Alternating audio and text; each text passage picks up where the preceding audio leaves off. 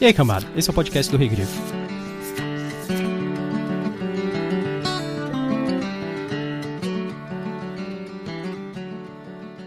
Não me venham dizer que são heróis, ou, a pior de todas, aventureiros. Quem mata por dinheiro é mercenário, ou assassino.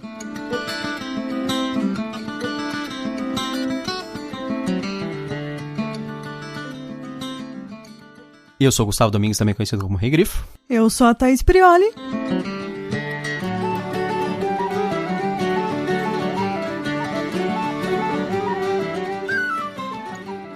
E hoje nós estamos aqui finalmente para falar sobre O Inimigo do Mundo, que é o primeiro livro da trilogia Tormenta. Ele foi escrito pelo Leonel Caldela e lançado pela editora Jambô em 2006. Ele é o primeiro romance do universo de Tormenta, que é um universo brasileiro de RPG, né? É um cenário de RPG. Apesar dele ter saído diversos contos, principalmente na Dragão Brasil, nessas revistas, o primeiro romance completo é O Inimigo do Mundo. E ele tem 434 páginas, então ele é um romance bem gordinho. O Tormenta, ele tá no Catarse, o Tormenta 20, uma comemoração aos 20 anos de Tormenta, Sim. Que é o RPG. E já bateu diversos recordes, como falamos anteriormente. Ele tá mudando de ditado, que é quando você atinge a meta, você não dobra, mas você triplica até às vezes quadruplica. Sim. Eu não lembro quanto era a meta original, mas ele passou bem. Eu falei que o livro foi lançado em 2006, mas eu não tenho certeza sobre essa informação e eu não consegui confirmar. Eu vi que o copyright original dele é 2006, mas eu não tenho certeza se ele foi lançado em 2006 ou 2007, por exemplo. Sim. Mas eu acredito que tenha sido em 2006, mais ou menos, porque, se eu não me engano, o segundo livro já é 2008. E eu havia falado no último podcast que esse livro, ele é fácil de encontrar fisicamente, mas eu fui pesquisar e ultimamente não está. Eu não achei na Amazon e nem no site da Jambô fisicamente. Eu achei apenas no Kindle. Isso pode ser porque um dos add-ons da campanha no Catarse são os livros do Tormenta. Incluindo esse. Tem um que vem com todos os romances individuais. Ele vem com esse, O Inimigo do Mundo, mais A Joia da Alma, da Karen Soarelli, e mais A Flecha de Fogo, que também é do Leonel Caldela. Esse livro, apesar dele começar a trilogia, ele é um livro individual. Ele conta uma história meio que fechada sobre a origem da Tormenta, né? Thaís, dá um resuminho. Este é o resumo que tem atrás do livro, que é: O Inimigo do Mundo acompanha a jornada de 9 heróis na caçada ao misterioso assassino conhecido apenas como o Albino, pelo mundo medieval de Arton. Mas a perseguição é mais do que aparenta, pois os aventureiros sentem as mãos divinas puxando as cordas ao seu redor. Para eles, a missão será uma viagem ao inferno. E aí, Thaís, o que você achou do livro? Antes de falar o que eu achei, eu acho que eu preciso explicar um pouquinho uns núcleos do livro. Esse é um livro que vai ter 3 núcleos, pelo menos é como eu separo, né? Que são os deuses, o Albino, que é o vilão em si, e os heróis, os aventureiros. Então, assim, eu gostei de 2/3 desse núcleo. Desses núcleos, né? Mas 1/3 eu não gostei. Eu não gostei do grupo de heróis, justamente. Que é justamente o núcleo principal. Eu gostei de um ou outro, mas a maioria deles eu não gostei. Pode ser porque eu não gosto desse tipo de personalidade. Mas você não gostou dos personagens ou da história deles? Ambos. Tá. Porque o que acontece? Eu achei acontece muita coisa com os personagens. E com isso não dá tempo de ter um crescimento entre eles. Parece que eles sempre cometem os mesmos erros. É verdade. Né? Eles sempre estão na mesma situação porque eles tiveram a mesma atitude esperando um resultado diferente. Isso é um problema principalmente de um dos personagens, né? Que é o líder, que é o Valen, né? Sim. Mas aí não é porque o líder faz merda que você tem que seguir. Novamente, né? Então, tem uma assim que eu gosto, que é a Nicaela, que eu acho que é que é a mais complexa, que tem uma luta interna, né? Mas isso a gente vai deixar um pouco mais pra depois. Mas de resto, os outros eu não ligo.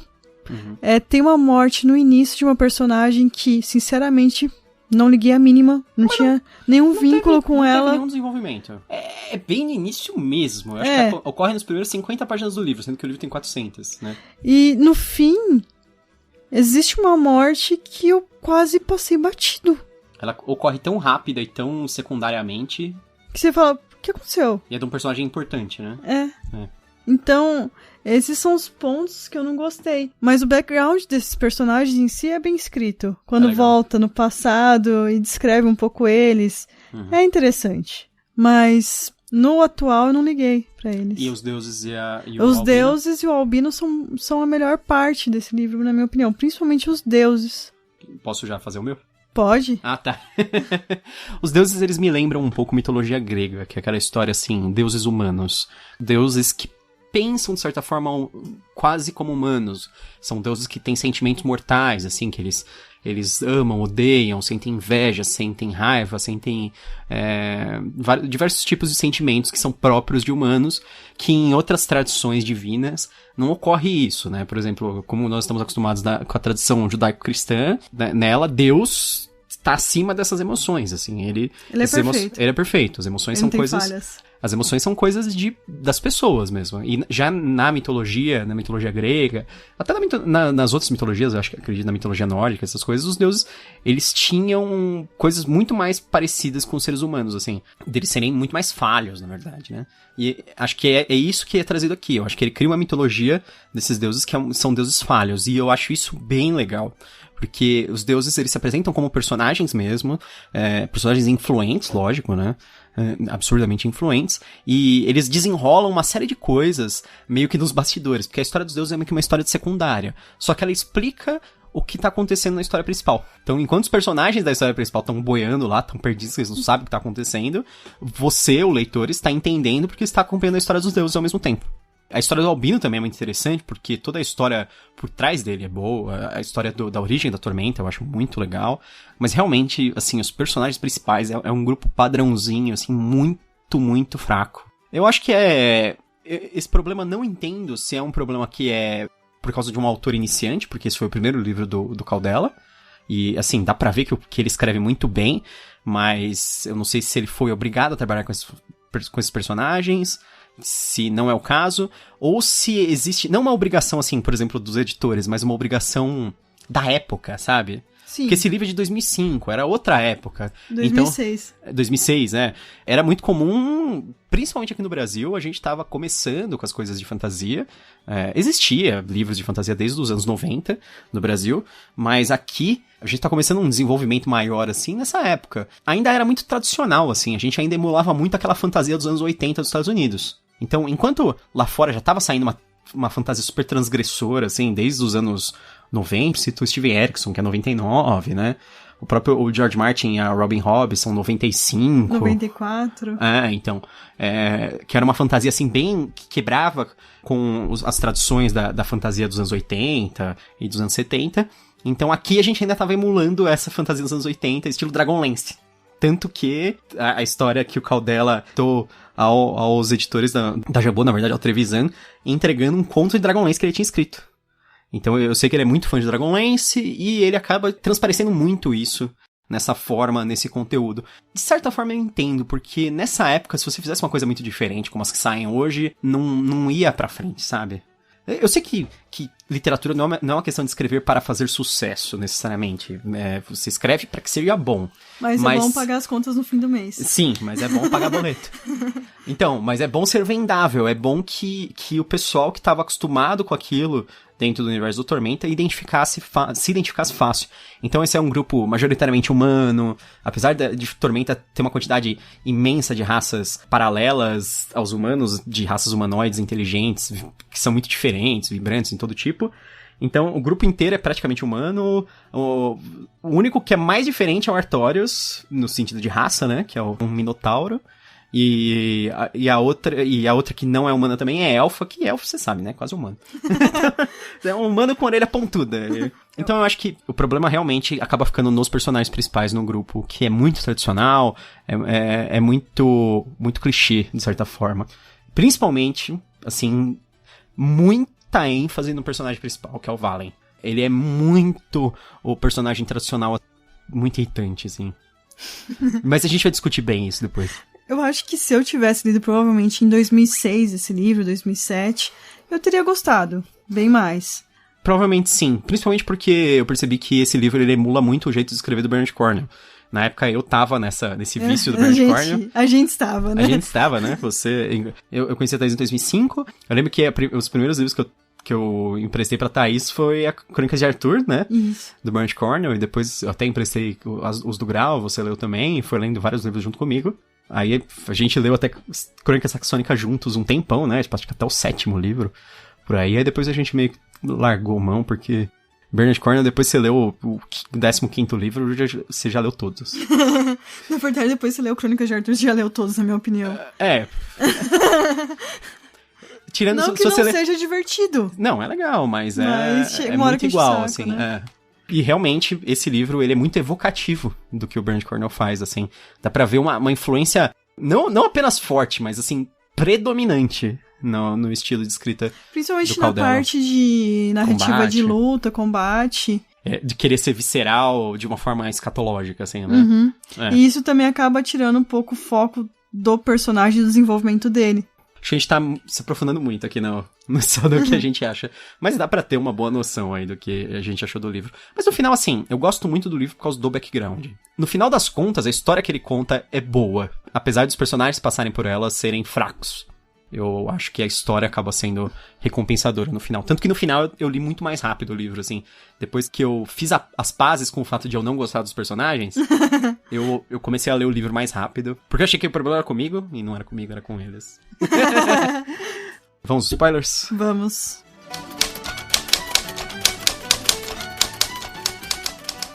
Nada é pior para a disciplina cega do que o conhecimento.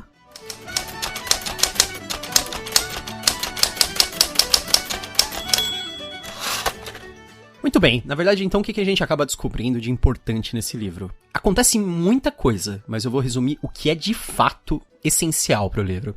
O Albino, que é o nosso vilão, ele é um batedor de um outro multiverso, proveniente de uma raça conhecida como os Lefeus. Eles evoluíram tanto que assassinaram seus deuses, e agora eles procuram um lugar onde eles possam ser deuses eles mesmos. O grupo de aventureiros acaba tendo uma participação essencial para enviar o Albino de volta ao seu plano, né, ao seu multiverso. O que resulta na invasão de Arton pela fatídica Tormenta, que na verdade é a raça dos Lefeus. Tem um background também bem grande aí, que são os deuses e a Glórien tentando a vingança. Pra quem não sabe, uma das coisas mais importantes do background de Tormenta é a história da Aliança Negra, que os caras contam sobre o Thor Iron Fist. Isso é um dos problemas que a gente vê, né? Isso é, tanto ele quanto Aisling, Iron Smith. Tudo é Iron. Eu acho, assim... Impressionante não aparecer uma Andila Iron Maiden. Eu acho ótimo pra um livro em inglês.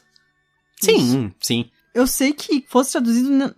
Talvez não fosse traduzido isso, Iron Smith. Mas a gente tá escrevendo em português, meu Deus do céu. Não, a regra de tradução é traduzir. Inclusive, até eu que tô acompanhando de perto a tradução do D&D, eu tive contato com os tradutores, etc. Eles têm uma regra de tradução que eu acho que é a que vale, assim, em geral, pra fantasia. E é a regra que a Carol falou pra gente quando ela traduziu o Malazan. É assim, se o nome de alguém é uma palavra clara, você traduz. Não é porque é um nome que você não traduz. Ah, nome não traduz. Lógico que traduz. Se o nome é uma coisa, se o nome do cara é dog, você não fica falando dog em português. Você chama ele de cachorro, pô. É a mesma coisa, tipo, é aquela história que o Pércio falou assim, o Pércio, que é o tradutor do D&D, o diretor lá de tradução do D&D, a gente foi na palestra dele, e ele falou assim, sobrenome do cara é Dryflagon, Dryflagon significa algo, significa seca-jarra. Então você traduz como seca-jarra. O cara é o não sei o que, seca-jarra, sabe? Se o nome do cara é Iron Fist, punho de ferro. Thor, punho de ferro. Podia ser o Aisling... Smith. Iron Smith ia ser o quê? Um bate-ferro. Alguma coisa assim. Mas assim, a gente tá falando de uma coisa assim, muito avançada pra época que saiu esse livro. Novamente. A gente tá falando, o livro de 2006, a gente tá falando de quase 15 anos atrás, né? Então é uma década e meia atrás. Esse livro, ele começou a ser concebido, a gente viu em 2004. No final dele vem os apêndices com as trocas de e-mails do autor com os editores. Eles estavam fazendo um planejamento em conjunto, na verdade, né? Em 2004 aí a gente tá exatamente em 15 anos. E em 2004 que foram estabelecidos quem eram os personagens e tudo mais. E isso acabou não mudando, né? Então, voltando pro Thor Iron Fist. Aí, a história... É importante essa história pra Tormenta, que é assim, o Thor, ele é um cara que ele é o representante de um deus chamado Ragnar, que ele é o deus dos goblinoides. Hoje em dia, Ragnar todo mundo sabe, conhece esse nome super comum por causa de vikings e etc. Mas Ragnar é um nome viking muito comum, todo mundo usa em todas as situações. Eu descobri que eu tinha um personagem chamado Ragnar lá nesses anos 2000 e pouco aí, de RPG. Eu descobri não, eu me lembro. Mas, então, Ragnar, ele é o deus da morte e ao mesmo tempo ele é o deus dos goblinoides, né? O grande representante dele na Terra, ou digamos, não o Avatar, mas o sumo sacerdote dele, o cara que tem mais poder, é o Thor. E ele junta todos os goblinoides. Goblinoides são as raças que derivam de goblins em geral, assim, tipo goblins, hobgoblins, bugbears, todos eles são considerados goblinoides, né? Ele junta todas essas raças e unifica elas, treina, porque elas são dispersas, desorganizadas. Ele transforma elas num exército ameaçador. Ele usa esse exército ameaçador para destruir o reino de Lenórien, que era o reino dos elfos. Só existia um reino de elfos, em Arton lá, era o reino de Lenórien. E quando eles destroem o reino de Lenórien, eles matam quase todos os elfos e os poucos que sobram são escravizados. Nisso, a deusa dos elfos, que é a Glórien, o conceito dela é simplesmente ser deusa dos elfos, ela perde muito do poder dela. E ela não só isso, ela quase enlouquece. Porque como todos os... A criação dela tá sendo isso. Como o que ela representa tá sofrendo muito, como os elfos, eles estão morrendo e sofrendo e desesperançosos, e eles não têm mais fé nela. Então ela sofre muito. Essa parte eu acho muito legal da história em geral. E aí ela se torna uma divindade enlouquecida, vingativa. E ela quer fazer de tudo pra se vingar da Aliança Negra. Você vê esse começo da história dela começando a arquitetar como ela trazer uma coisa terrível contra a Aliança Negra. Só que, na verdade, é uma coisa terrível contra toda a Arton, né? Ela quer matar a Aliança Negra, mas ela aceita como efeito colateral que a Arton seja destruída. Praticamente. Porque, assim, os elfos estão praticamente extintos diante dela. E aí ela começa a fazer um pacto com vários deuses. E uma das... Acho que a minha parte preferida desse livro em si é a conversa dela com um deus. Que é o deus... Eu não lembro o nome agora. É o deus da loucura. O Nimbi. O Nimbi. É do caos, né, na verdade. Do caos, E ela começa... Eles chamam ele de o Deus Louco. E ela começa a ficar meio louca, não saber o que ela tá fazendo. Foi muito bom o diálogo que o Leonel criou, a descrição dessas partes. Eu acho que talvez por isso também eu goste menos ainda dos outros personagens. Porque essas partes são muito mais legais. Porque a dualidade do panteão de Arton não é tanto entre bem e mal, ela tá mais entre ordem e caos, que é uma coisa típica ali, vendo o Michael Moorcock, né, ele que criou esse paradigma de que, na verdade, nossa vida é um conflito entre ordem e caos, e não um conflito entre bem e mal. E no D&D, não tem jeito, esse livro foi baseado em D&D de forma mecânica, ele foi baseado no universo de Tormenta, mas assim, as magias que os personagens usam, a forma que eles usam magia, os golpes, todas as coisas, claramente são coisas de D&D, claramente são coisas que estavam numa ficha, por exemplo. Tô falando D&D 3.0, pra ser mais preciso. Eu tenho muito costume com D&D, eu consigo saber até os talentos que os personagens têm, assim, sabe? Vendo pelo que eles fazem na história. Então. E mais ou menos que nível eles estão e tal. Mas enfim... O D&D, ele traz dois eixos, né? Ele traz o bem e o mal, a ordem e o caos. Dentro do Tormenta, existe essa ênfase na ordem e o caos. E os dois deuses mais poderosos do panteão, em geral, são o Calmir, que é meio que o líder do panteão, e ele é o deus da ordem. É engraçado que no reino dele, tudo é completamente ordenado e organizado. Tem um horário que passa a brisa, tudo é em pares, porque ímpar é uma coisa caótica. Eu entendo ele. É o deus do toque. Eles entendem. É o deus do toque. O transtorno obsessivo compulsivo. Não, toque é uma coisa séria. Não é só querer ser organizado. Ele é o deus que tem uma obsessão para que tudo esteja certo. Tudo acontece no horário certo. Tudo já é previsto. Tudo é planejado. Tudo, sabe? É dessa forma. E o Nimbi é o contrário. O Nimbi é o deus do caos.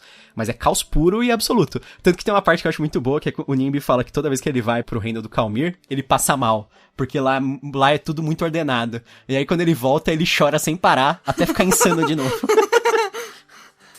Então, muito bom essas partes. E ao mesmo tempo, é o contrário, né? Quem vai pro reino do Nimbi começa a ficar caótico e a pessoa até esquece quem é. É isso que acontece na Glórien. Exatamente. Quando ela vai pra lá, ela quase esquece quem ela é. E o que ela tá fazendo, ou por que ela foi lá.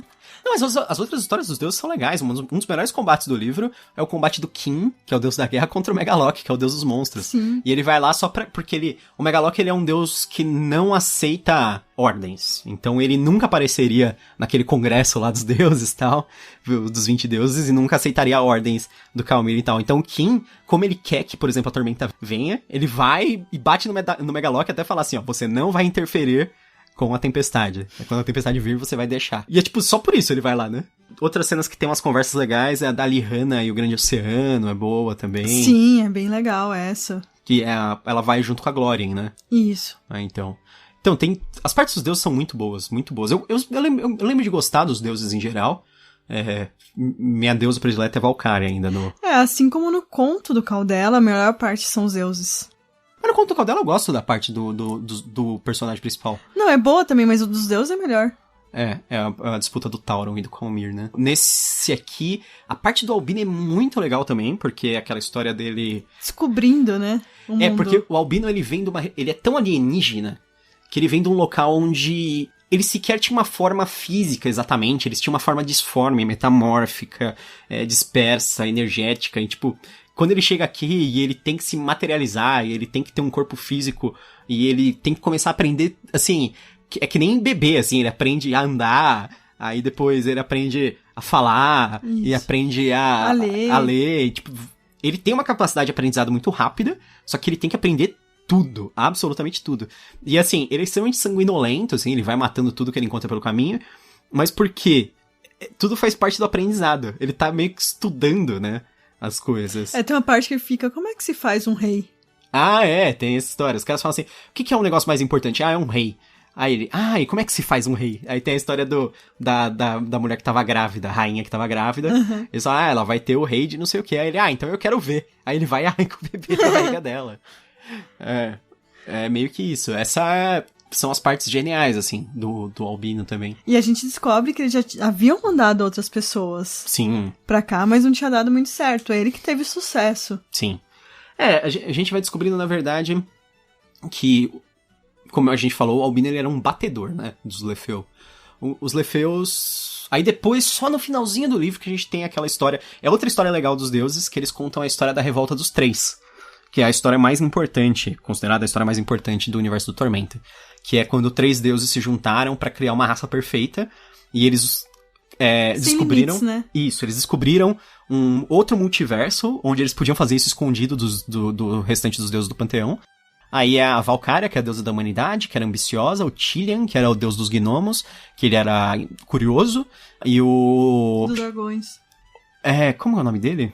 Eles chamam ele de terceiro deus, é que ele tem um nome super complexo. E que era o deus dos dragões e do poder, né? Digamos assim, porque a Valkyria, ela é dos humanos, né? E aí eles criam, tipo, uma raça que é ambiciosa, curiosa e poderosa ao mesmo tempo. E ela não tem limites em nenhuma dessas 3 coisas. Então, o que acontece? Essa raça são os Lefeus. Os Lefeus, eles existem de verdade, eu não sei se é uma tradição celta ou alguma coisa assim, mas até nos livros do D&D, eles aparecem. Inclusive no livro dos níveis épicos, na 3ª edição, que os Lefeus, eles falam assim, os Lefeus são para os elfos o que os elfos são para os humanos. Uhum. Que é tipo uma raça que vive muito, porque eles vivem muito mais que os elfos, e eles são muito mais ancestrais, sábios, poderosos, não sei o que, sabe? Nesse caso aqui, os Lefeus, eles avançaram tanto que eles se libertaram da fisicalidade, tipo transhumanismo, sabe? Tanto que os 3 deuses, eles criam semideuses pra eles, e eles acabam matando eles. Eles criam um panteão, né? Eles criam uns deuses menores pra serem um panteão pra eles, só que eles ficam tão poderosos que eles matam os deuses deles. E aí depois eles falam que eles querem ser deuses, mas eles não conseguem ser deuses lá. Então, quando eles descobrem Arton, esse outro multiverso, eles falam, não, então nós vamos para lá pra sermos deuses.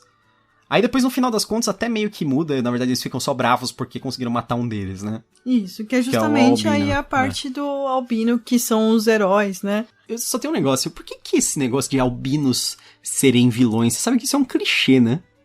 Da literatura. Inclusive, nessa época já não tinha saído o livro do Dan Brown, o Código da Vinci, que o assassino é um albino. Tinha. Então, foi a mesma história, do cara tá caçando um albino assassino que anda e deixa um rastro sanguinolento. Eu sei que até os albinos ressentem dessa tradição literária de albinos serem vilões. Como se eles fossem alguma coisa maligna, inerentemente. Eu tô lendo um livro que é Quem Teme a Morte, não é em si albinos, mas lembra um pouco um povo que tem, e acham que eles são inerentemente maus também. Isso é interessante, porque o Quem Teme a Morte é tipo numa África futura, Isso. Né? E na África tem um rolo, inclusive muitas tribos acreditam que os albinos, eles são coisas mágicas, feiticeiros, ou eles são material mágico, pior ainda, porque aí eles matam os albinos pra usarem partes do corpo deles pra fazerem rituais. É bem bizarro. Desculpa, você tava falando...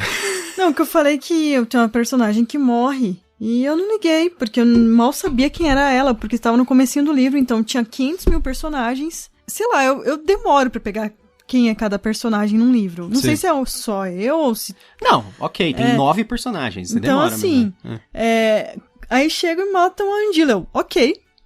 Uhum. Tô nem aí, todo mundo fica triste com isso até o fim, e eu não ligo. Inclusive, até tem um momento que é pra ser emocionante no fim, que ela volta pra falar com eles e tal, e tipo, foda-se, sabe? Eu nem lembro quem é essa mulher. E... Ela apareceu... A única coisa que ela faz é bater nos caras numa taverna, o livro inteiro. E aí depois ela morre pro Beholder lá, pro Observador. E aí a Elisa, que é ela é mais a namorada do Valen do que qualquer outra coisa, né? Apesar de ser arqueira também, competente, mas ela tá mais como a namorada do Valen. Eu não gosto de entrar nesse tema, porque parece assim parece uma chateação à toa, mas eu tenho um problema com esse livro, com um negócio de machismo, assim. Que esse livro... Não que o livro seja... que horror, é machista. Mas é fruto de seu tempo também. Então, assim, o grupo tem 9 pessoas... 3 mulheres, né? Tem 3 mulheres, uma morre em 20 páginas. Então, tipo, depois fica só 2 mulheres. As 2 mulheres que sobram é a Elisa, que... Primeiro você já falou que ela se define, ela é definida pelo fato dela ser a namorada do Valen, e ela não gosta de lutar. Eles falam várias vezes que ela não gosta de lutar. E a outra mulher é a Nicaela, que é uma clériga da vida e que ela abomina lutar. Tipo, então, as 2 mulheres, elas não gostam de lutar. As 2 mulheres, elas... E depois ele fica falando sobre como os caras são másculos e ele usa masculinidade, assim, como um elogio, sabe? E eu acho, assim, essas partes... Nossa, eu achei super esquisitas. Tipo, isso é coisa de homem, e as mulheres ficam falando, isso é coisa de mulher. O Robert Jordan faz umas coisas meio parecidas, só que ele é mais sutil, assim. E isso, só que o Robert Jordan escreveu nos anos 90, né? E a Elisa, ela morre lá no fim, e é um parágrafo. O personagem que você quase passou batida à morte foi a Elisa, né? Sim, inclusive você me falou isso, você falou, onde que ela morre? Aí eu tava pra trás ainda no livro de você, eu falei, não sei, mas eu vou prestar atenção. Aí hoje eu passei batido. Então. Eu estava prestando atenção, e eu meio que passei batido, assim, aí depois foi literalmente assim, tem a luta final lá deles contra o Albino. Tem uma hora que a Nicaela fala assim, vamos recolher os sobreviventes e vamos embora. Ela fala assim, pega o Gregor porque ele ressuscita, e o Artorius ainda tá vivo. Ela falou assim, me dói deixar o corpo do Valen e da Elisa. Eu, quê? Da Elisa? Ué, mas o que aconteceu com ela? Ela tava atirando flecha no cara lá? Puta, eu não vi. Ela morre meio que num final de parágrafo, assim, que assim, ele ataca ela, o Albino, né, ele tá na forma insetoide dele lá, e ele tá atacando ela e tal, e aí ele meio que enfia a espada do Valen no peito dela e joga ela pelo precipício. Até tem uma parte engraçada que eu notei ela falando isso, só que eu não percebi que era meio que a última frase dela, que ela fala assim, tipo, deu tempo dela pensar, não valeu a pena, que eu acho muito, muito engraçado essa parte. Que ela tá falando que não valeu a pena tudo que eles fizeram, né, a luta e tal. Ela já desde antes acha que não tá valendo a pena, né? Essa, na verdade, as melhores partes dela é isso, né, quando ela contradiz o Valen. Que ela é como se fosse a personagem racional, né? Porque o Valen é o personagem que a gente odeia, vamos deixar claro. Eu e a Thaís, enquanto nós estávamos lendo, a gente discutiu várias vezes sobre como o Valen é um personagem péssimo. Se você for perceber, ele é um amontoado de defeitos. Porque eu não sei se foi o problema que o Leonel quis colocar... Muitos defeitos. Defeitos no personagem pra ele parecer humano e encheu ele de defeitos. E aí, a única coisa que define o Valen é que ele luta bem. Ele é carismático. Com certeza ele tem um 18 de carisma. Então, sabe o que o Valen é? Eu vou falar a melhor forma de definir. Vamos ver se você vai... Essa eu não tinha te falado ainda. Ele é um personagem principal de um anime de shonen. Exatamente. Porque ele grita o tempo todo, ele dá ordem pros outros, mesmo ele sendo o mais incompetente do grupo. Ele acredita no poder da amizade e fala que quem mexer com os amigos dele vai morrer. sabe? Com frases bem infantis, na minha opinião. Ele é o mais jovem do grupo, só que ele é habilidoso, forte, talentoso, e todo mundo segue ele cegamente, assim, e ele luta melhor do que o planeta inteiro. A única coisa que de boa dele é, assim, lealdade pelos amigos, e ele luta bem. Então, ele é um personagem de anime.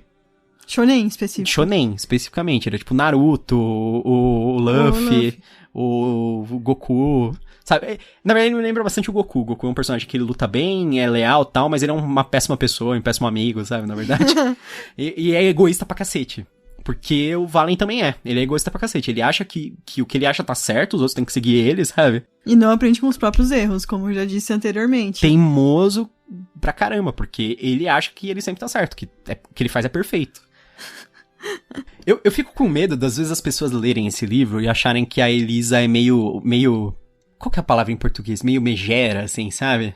Tem partes dela que eu acho muito ruim, principalmente com Rufus. Então, eu acho péssimo. Eu acho meio sacanagem, assim, isso aí, porque não existe uma explicação, tipo, ela faz isso porque ele gosta dela, sabe? Porque ele é apaixonado por ela, alguma coisa assim. Porque, inclusive, o Caldela fala especificamente nos e-mails lá, que tem no final, ele fala assim, eu pensei que ela podia ser cruel com ele quando ninguém tá olhando. E, tipo... Por quê? Sabe? Não faz sentido nenhum. É tipo, pra gente sentir dó do Rufus, porque ele também é um cara cheio de defeitos, assim, sabe? E ele é odiado. Tipo, porque... Sabe o que fica parecendo? Fica parecendo que ele tá tentando contar uma história da famosa friend zone. Que o Rufus, ele... Como se ela tivesse se aproveitando do fato dele ser um mago quando ele anda com eles, mas aí quando eles estão sozinhos, ela, tipo, fica descascando o abacaxi em cima dele, sabe? Fica falando assim, você é incompetente, você é burro, você não tem magia que serve, sabe? Ela é muito megera com ele. Megera, eu não sei se eu tô falando a palavra certa, que em inglês é tipo bitch, sabe? Bitchy. Reclamona e tal. Quando ela tá com o Valen, faz sentido, porque ela tá opondo as idiotices dele.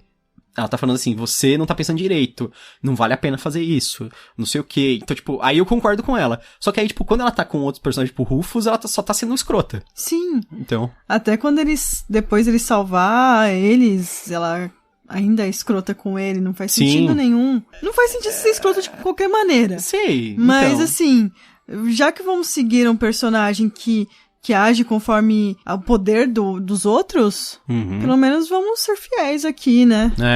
Ela assim, tipo, eu fui obrigada a conviver com esse mago idoso que fica me devorando com os olhos, que coisa horrível. Tipo, sei lá, tipo, por que fizeram isso, sabe?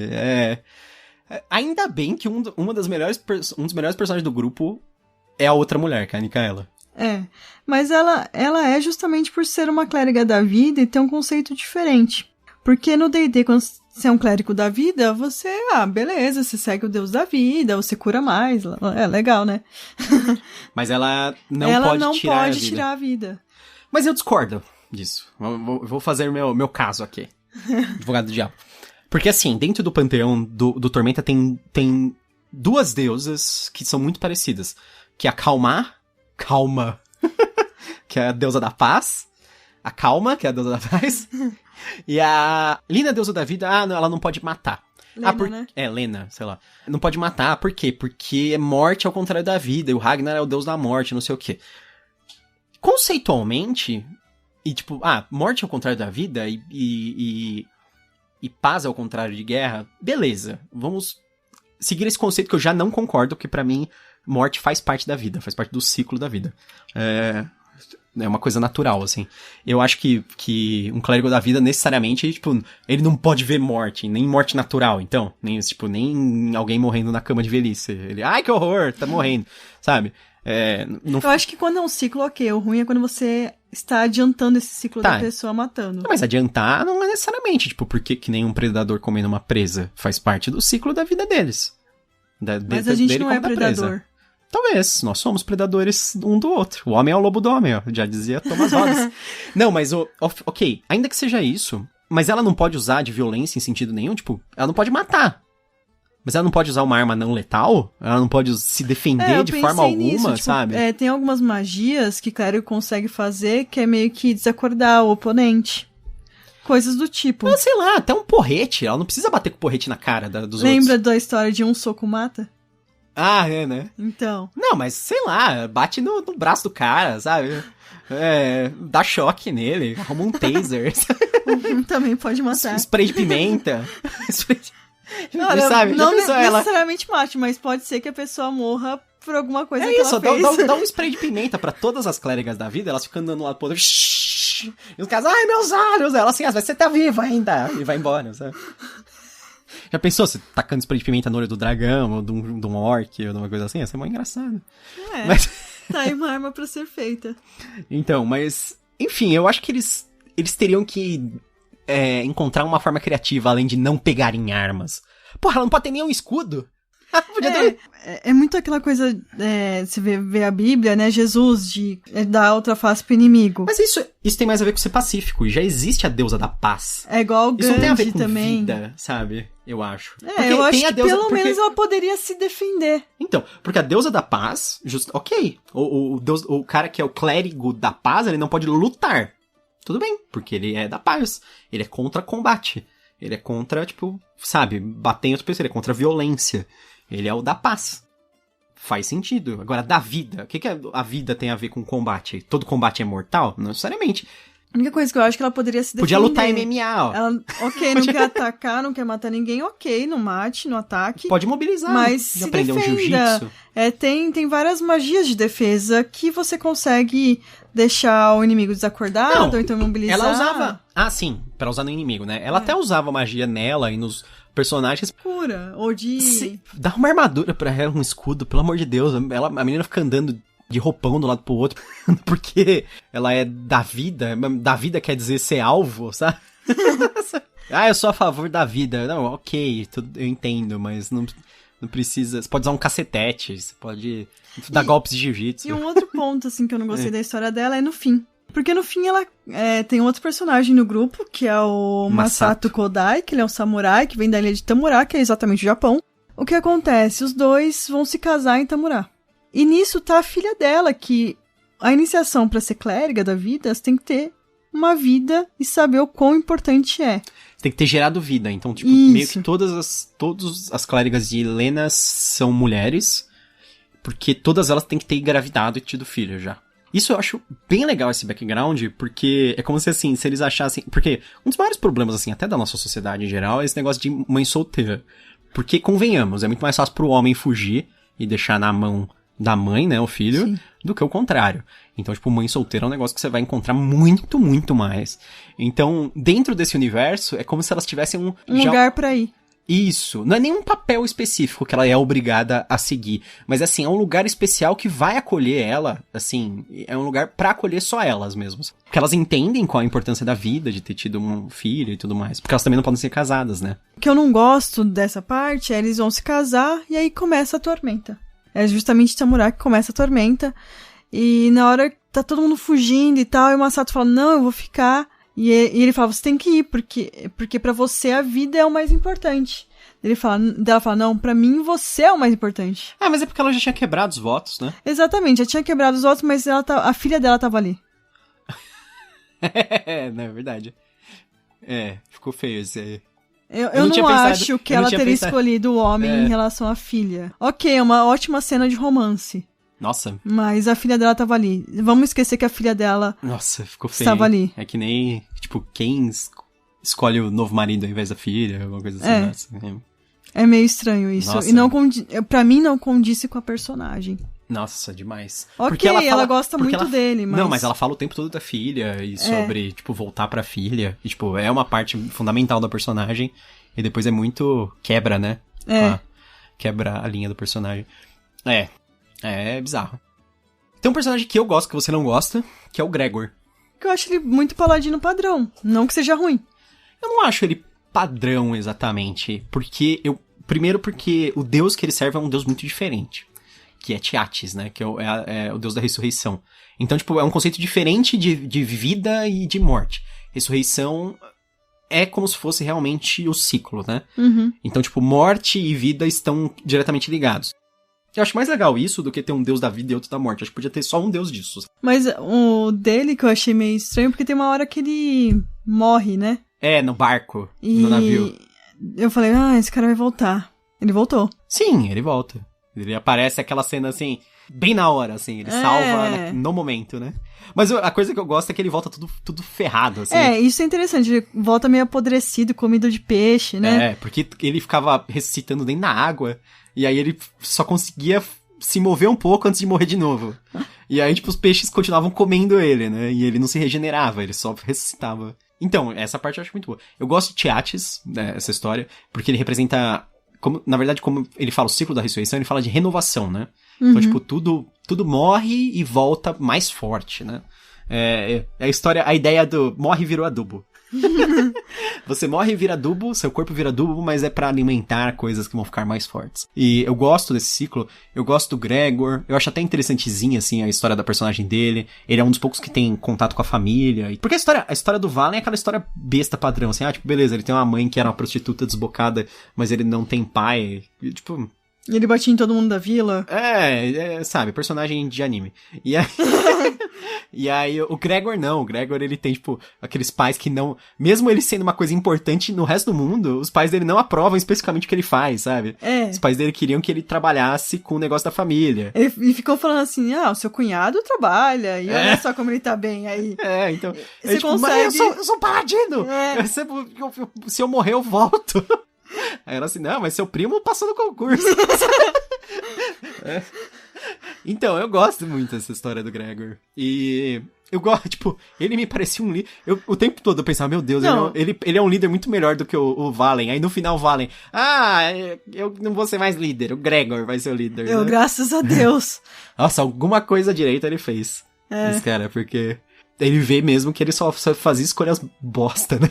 E aí... Exatamente. Sim, eu gosto, e eu vou falar a verdade, lógico, eu gosto também do estilo do Gregor, negócio que ele é o único cara que tem a armadura completa e ele usa um puto escudo, sabe? Ele é sempre o cara que apanha mais nas lutas, né? Que ele é sempre o linha de frente lá e depois ou ele morre e ressuscita ou ele tem que ficar se curando. O Artorius eu não gosto, mas mais porque eu não gosto do estilo do personagem em si. E eu não acho crível. Eu sei, beleza, é uma fantasia isso. Mas quando você escreve uma fantasia... Mas a personalidade dele tem que ser uma coisa... Eu não acho crível a personalidade dele, esse orgulho todo. Eu acho que faz sentido o orgulho, mas eu acho que ele é meio bidimensional. Ele é um personagem que se resume só a isso, sabe? E é aquela coisa que eu tomei essa decisão, vou seguir até o fim, por mais que seja errada. Teimosia, tipo... Pra quê? Sei, por causa do orgulho. Tem um aspecto dele que é interessante, que é esse negócio que o deus da força, ele não é o deus do bullying. É o contrário. A força, eles acreditam que eles têm que proteger quem é fraco. Então ele automaticamente faz uma forte ligação com a Nicaela. Porque ele considera ela fraca, assim, no sentido físico, né? Que, tipo, ela cuida do grupo da maneira dela. Ela não luta, mas aí ele vai lutar pelos dois, sabe? Ele vai sempre lutar pra proteger ela. E ele é um clérigo também. Sim, ele é um clérigo. Eu achei uma decisão meio estranha ter 2 clérigos no grupo. Assim, não é ruim, mas eu acho meio... que o personagem principal faz muita merda, então precisa de bastante gente pra curar, né? Mas justamente os 3 personagens, assim, que eu acho melhorzinhos... São os de cura. São os 3 clérigos, assim, eu até gosto. Não, o Paladino e 2 clérigos. O Gregor e o Artorius e a... Porque, assim, o background deles, a maneira que eles agem faz sentido em relação ao grupo. O Aisling, ele não faz quase nada. Tipo, ele aparece até um bom tempo da história, mas ele é o personagem, assim... O tempo todo eles só falam que ele vem de uma família rica. E tipo, que ele é bom negociador, mas ao mesmo tempo... Nossa, ele é muito bom. Nossa, ele convenceria todo mundo se estivesse aqui. Mas, tipo, quando ele tá junto, não acontece nada. Só tem aquela parte lá que, tipo, eles vão jogar o jogo maluco lá pra ganhar dinheiro. Isso. Eu não achei nada de impressionante nele falando. O Rufus, eu não gostaria dele como pessoa em Sim, si, mas o personagem... Mas o personagem é muito bom, muito bem, ele é crível. Sim, o Rufus, ele é um personagem muito trágico, né? Ele é um mago incompetente, ele é velho, ele foi expulso da Academia Arcana, ele sabe fazer magias, mas ele pra idade dele, pra quantidade de tempo que ele já estudou, ele é ruim. Ele é considerado... mas não é isso que eu não... Isso não. Pra mim é ok. Ok. Não, mas eu tô formando o personagem. E ele tem uma personalidade, assim, muito, muito covarde, mas assim, ele é o covarde completo, não é só o covarde que não gosta de lutar. Ele faz muitas covardias, assim, ao longo da história. Ele é o covarde que, tipo, por exemplo, ele mata de forma covarde. Tem aquela história que, tipo, pra conseguir dinheiro, ele mata um grupo de viajantes. Sim. Sabe? E ele é, tipo... muito fraco em diversos pontos. Apesar que, assim, quando eles falam do vício dele, eu acho meio estranho, assim, querer falar que ele é fraco porque ele é viciado em algo. Porque a gente sabe que vício é um negócio que é uma doença, né? Porque ele é viciado numa droga lá, que chama Artibald, né? Que é tipo um negócio que eles misturam com vinho, né? E tomam. E ele gosta de ficar doidaço com aquilo. E, tipo, é uma coisa extremamente perigosa, um cara que é tipo um canhão ambulante, tipo, de magia, e é viciado com a droga. E ele tem aquele negócio que ele não gosta de esquecer a magia. Que é bem bizarro. Ele esquece bastante as magias. É a magia vanciana, né? Do D&D. Ah, sim. Que é quando você usa, ela some da sua cabeça e você tem que redecorar ela no dia seguinte. Isso, mas também ao mesmo tempo, às vezes ele não lembra, ele não consegue recitar naquele momento, por mais que ele... Em geral é porque ele não quer. Porque ele fala assim, mas a sensação da magia ir embora é tão ruim. Então, tipo, ele só usava a magia que ele tinha decorado 2 vezes, sabe?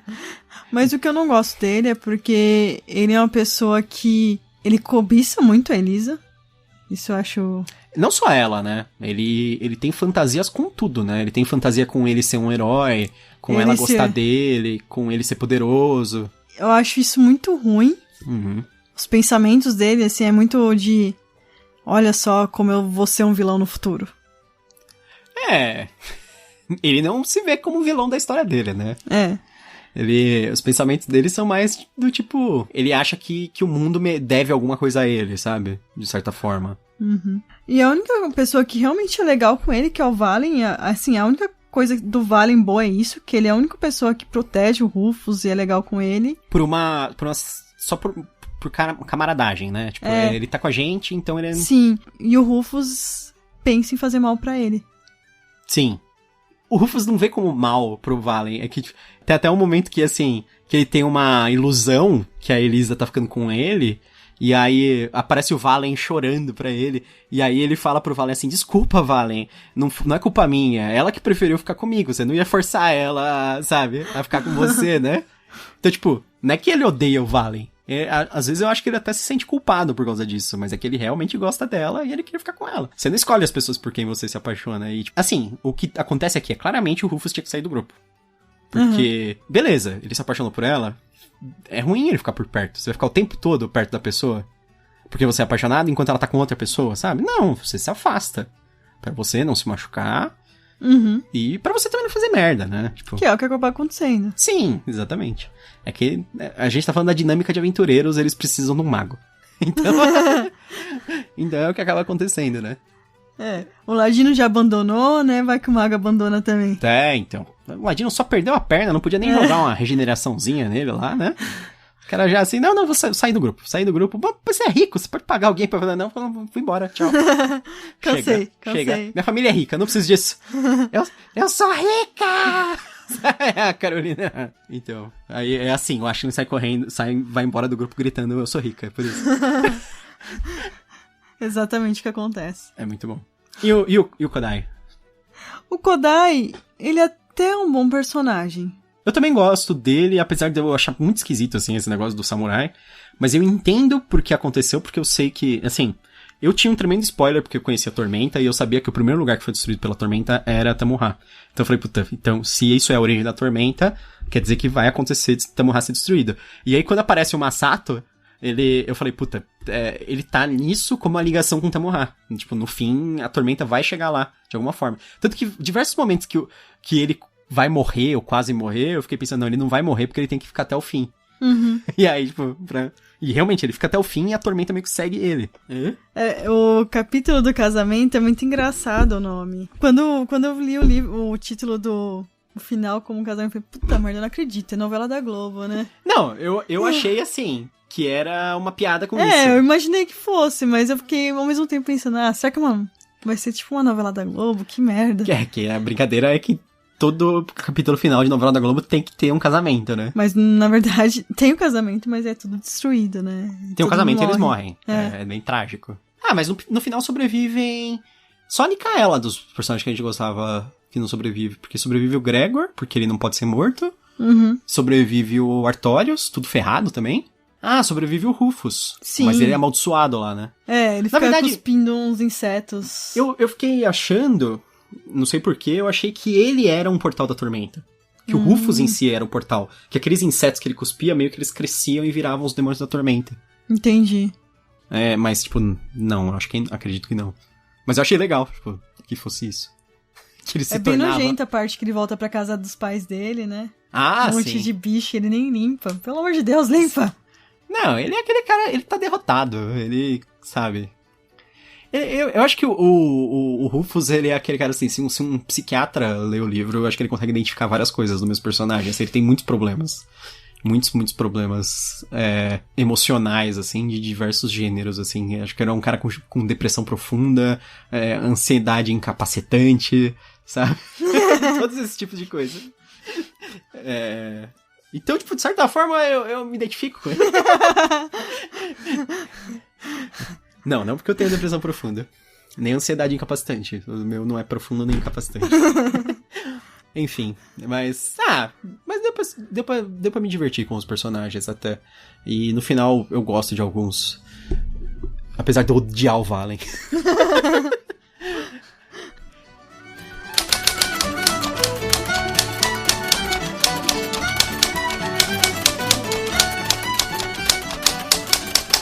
E aí, Thaís? Você recomenda esse livro? Recomendo principalmente pra quem é fã de Tormenta. Isso você fala em todos os contos. Sim, eu tenho que falar, ué. Tá. Se você é fã do Witcher, você não vai gostar do livro?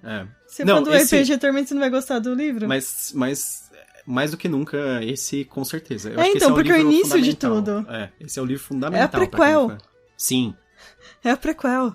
Se você é fã de Tormenta, você tem que descobrir como começou a Tormenta. Então. Mas eu também indico pra você que leu esse livro e gostou, eu indico o livro Malazano dos Caídos, sim, que é do Steven Erikson. A gente já fez o podcast do Jardins da Lua e do Portais da Casa dos Mortos. Isso porque é um livro que também contém vários núcleos, tem a parte de deuses, humanos, mas ele vai ter um foco um pouco mais social do que militar. Não, ele tem bastante combate, muita morte, ele é bem... Eu acho que esse livro realmente... Ele é uma forma, assim, muito avançada do Inimigo do Mundo. Eu acho que você deu a dica perfeita. E você, recomenda? Recomendo, com certeza. Porque você falou disso aí, o livro Malazano dos Caídos também, ele também é visceral, assim, ele também tem muita morte inesperada, a violência é bem descrita também, bem escatológica, de certa forma, né? Mas eu recomendo, com certeza. O Inimigo do Mundo, eu acho que pra quem é fã de fantasia, assim, super tradicional, eu acho que é um prato cheio. Pra quem é fã de Tormenta, em geral, também é legal.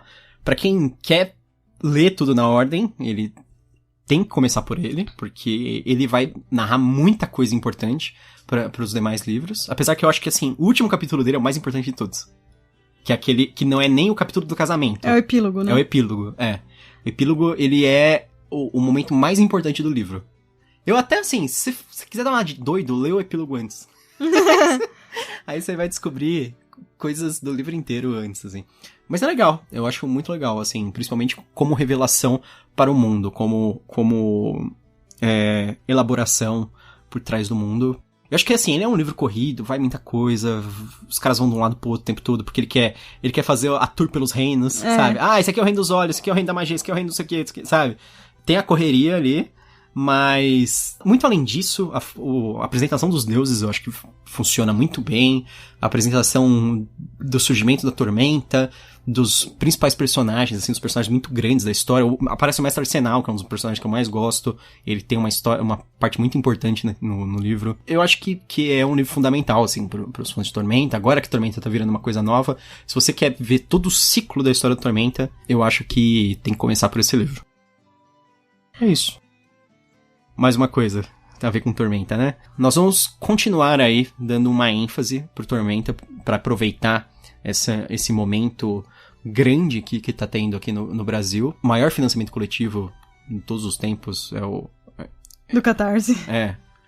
Não, financiamento coletivo em geral, do Brasil, né? Sim, do Brasil. É que o Catarse é o maior site, né? Uhum. Mas maior financiamento tá sendo o Tormenta 20, virou um negócio animal, apareceu em todo lugar, apareceu no Publish News, tipo, virou um ícone da publicação, e eu acho que a gente tem que aproveitar esse ímpeto pra gente continuar também com o tema. Então a gente vai dar uma acelerada nos contos Justamente também por conta do concurso. Do terceiro livro de contos do Tormenta. A gente também vai preparar alguns podcasts para ajudar. Quem for submeter seus contos, é lógico, vocês não precisam levar nossas opiniões em consideração.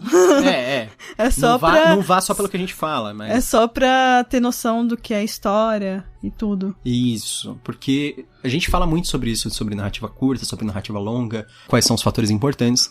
Eu acho que vai dar uma ajudada aí pro pessoal. Então a gente vai querer dar um foco grande agora nos contos, até porque tem muito conto do Tormenta, a gente queria dar uma avançada mesmo grande no livro.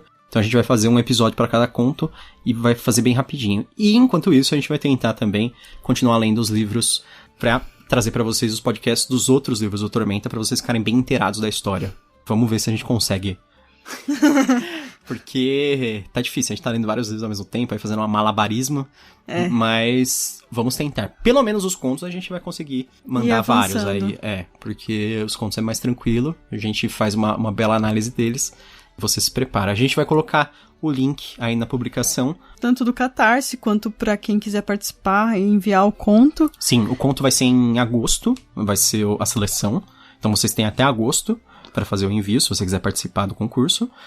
Tem 6 vagas, e 3 dessas vagas, elas são reservadas para minorias, entre aspas, né? Aquela história de minoria, mas é mulher, é negro, todo tipo de minorias LGBTQ, esse tipo de coisa. Aqui eu falo minoria entre aspas porque mulher como minoria é bizarro, né? Mas sim, as pessoas que tradicionalmente não participam dessas coisas, porque assim, eles vão receber 1 milhão de contos do homem branco jogador de RPG padrão. Eu sei disso porque eu sou um homem branco jogador de RPG padrão e eu provavelmente vou mandar um conto também.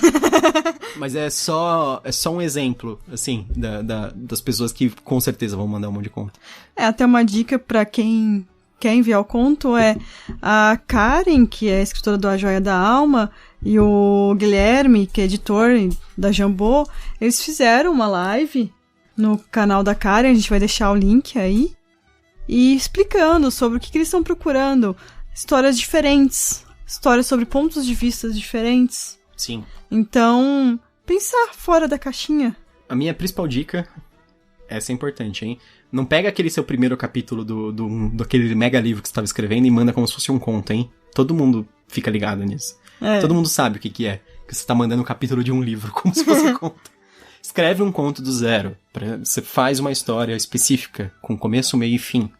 E, segundo eles, com um plot twist também.